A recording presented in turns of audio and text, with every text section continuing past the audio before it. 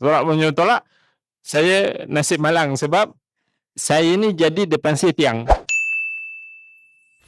Ya, satu dia kata tolak punya tolak, saya depan saya tiang.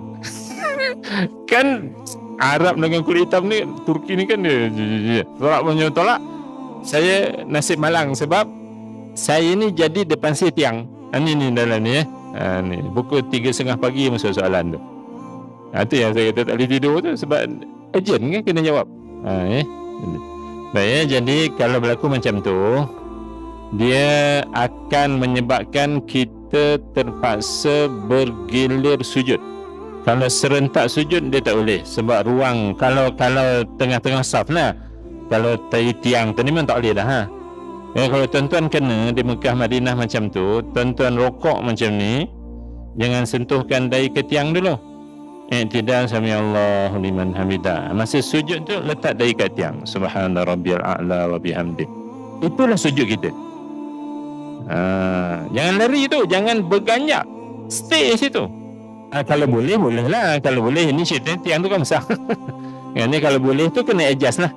Ya, ini tak boleh adjust dah ni. Memang depan tu lah. Sebab ni ada orang pula. Kalau kita pesong, orang ni nanti berlawan kan.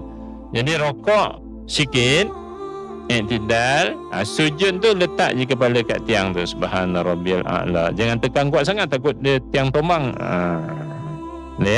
Manakala yang duduk tengah tadi, kalaulah bila dia dah bangun kita boleh pergi sujud.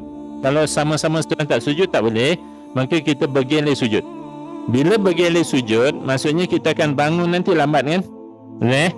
Kita bangun nanti lambat. Buka buku tebal muka 51. Tu, tengok yang sesak tu.